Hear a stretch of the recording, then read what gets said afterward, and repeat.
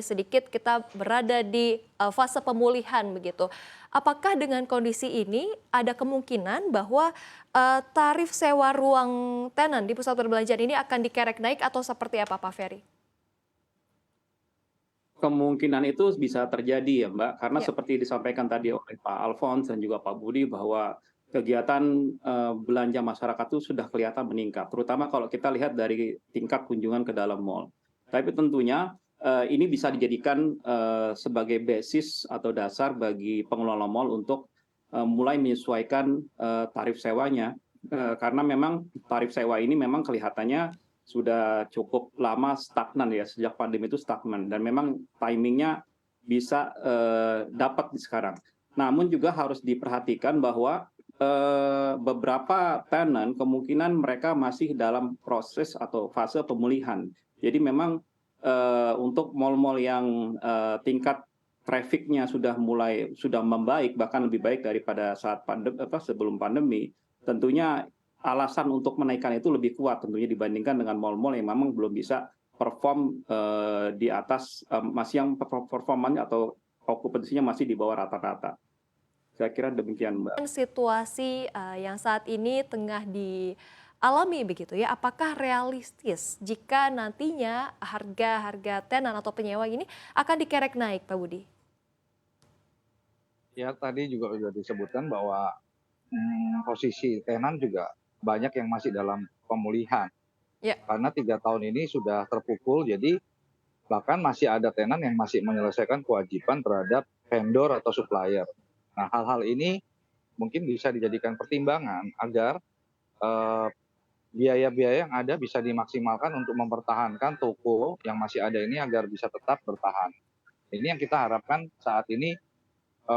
Bagi mal yang sudah ramai, memang tenannya terlihat sudah sehat, itu kan bisa terlihat juga nanti daripada terpenuhinya banyaknya stok barang ataupun memang expand tokonya. Nah, itu mungkin bisa didiskusikan B2B-nya, tapi tetap kami asosiasi menghimbau terhadap pemerintah juga untuk OJK juga agar pinjaman-pinjaman bank juga dapat diberikan perpanjangan, karena ini sektor sangat krusial offline ini, jangan sampai tokonya tutup atau timbul masalah dengan tenaga kerja. Jadi kami akan mendukung memang kalau trafficnya sudah balik, dan juga apapun juga yang nanti didiskusikan dengan pusat belanja itu selama ini juga sudah berjalan baik. Dengan adanya COVID kemarin banyak dukungan, mungkin dari situ bisa kita mulai lagi untuk saling membantu. Kita juga ingin tenan-tenan dan juga mallnya survive. Jangan sampai mallnya juga nggak bisa melayani daripada kebutuhan tenan dan lain sebagainya. Baik, kalau dari Pak Alfonso sendiri ini seperti apa, Pak? Apakah sudah ada rencana untuk menaikkan harga sewa untuk para tenan? Kalau ada, ini kira-kira berapa atau menunggu berapa lama lagi? Dan kalaupun bukan harga yang dinaikkan, apakah akan ada stimulus-stimulus nih Pak yang diberikan begitu ya kepada para tenan yang berada di mall ini, Pak? Ya, saya sebelum menjawab pertanyaan tersebut, tentunya pertama yang saya ingin sampaikan adalah bahwa sekarang ini kan kondisi momen yang cukup baik saya kira ya, COVID terkendali, PPKM dicabut. Jadi saya kira ini saatnya bagi pemulihan industri retail Indonesia, yaitu di dalamnya tentunya adalah retailernya sendiri dan tentunya juga pusat perbelanjaan itu sendiri.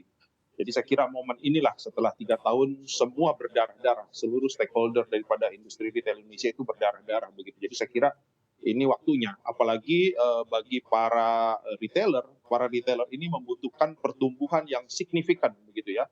Apalagi para retailer yang sudah IPO ataupun yang sudah go public. Nah, untuk mendapatkan pertumbuhan yang signifikan tentunya tidak bisa hanya mengandalkan dari toko-toko yang ada. Jadi mereka harus membuka ruang-ruang baru, toko-toko baru. Disitulah saya kira peran kerjasama dari para retailer dan juga pusat perbelanjaan begitu. Karena tidak dipungkiri seperti kita bisa lihat sendiri, banyak perusahaan-perusahaan retailer yang public company itu sudah menyatakan bahwa mereka harus bertumbuh.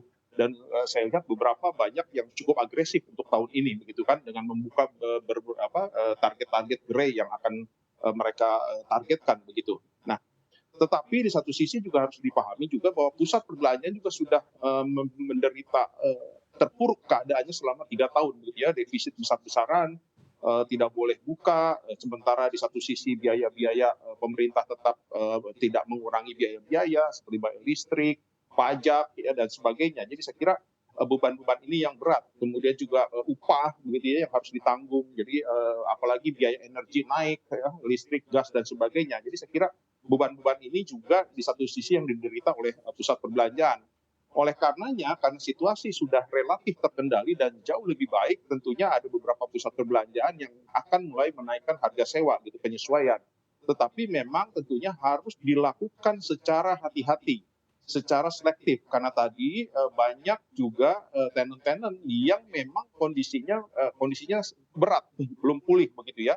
Apalagi bagi para tenant-tenant ataupun para retailer yang juga masih belum bisa merespon perubahan-perubahan yang terjadi dengan tren belanja daripada masyarakat. Karena tren belanja ini bukan hanya mempengaruhi pusat belanja, tetapi juga para retailer itu sendiri. Nah, jadi juga selain tadi pusat perbelanjaan masih banyak yang ada beberapa yang masih belum bisa merespon perubahan-perubahan tersebut sehingga trafiknya masih belum pulih kembali. Baik, Pak Alfonsus.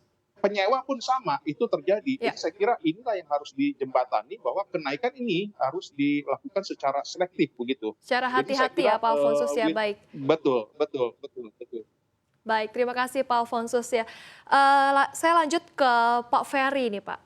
Kalau tadi kan sudah dijelaskan begitu ya oleh Pak Alfonsus bahwa saat ini di tengah pemulihan masih banyak yang harus dilakukan begitu ya. Jangan sampai satu kebijakan seperti menaikkan harga sewa ini malah menjadi bumerang untuk mal dan juga untuk para tenannya. Lantas stimulus apa yang kiranya perlu diberlakukan ini kepada pusat perbelanjaan khususnya ini agar memastikan bahwa gairah bisnis ini tetap berlanjut terlepas dari Ramadan dan juga Lebaran pada tahun 2023 ini, Pak Ferry?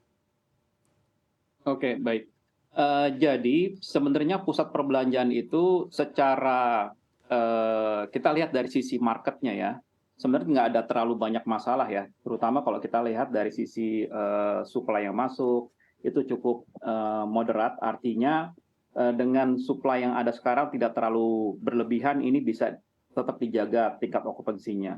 Tapi yang jadi problem kemarin itu kan karena adanya pembatasan pengunjung. Jadi artinya yang perlu dijaga itu adalah bagaimana minat orang untuk ke mall itu tetap dijaga, jadi tidak ada lagi peraturan-peraturan yang membatasi. Dan yang kemudian juga yang paling penting adalah baik itu bagi retailer maupun bagi pemilik pusat perbelanjaan adalah mereka ingin melihat bahwa ekonomi ini bisa bergairah lagi. Jadi artinya stimulus yang paling utama itu sebenarnya menurut saya sih bagaimana menjaga tingkat pertumbuhan ekonomi ini bisa tetap terjaga. Kemarin kita sudah mencatat tingkat pertumbuhan yang cukup baik dan itu tetap dijaga sehingga itu bisa meningkatkan daya kemampuan belanja para pengunjung gitu, sehingga ini kan bisa menjadi satu masukan baik itu buat retailer maupun buat shopping center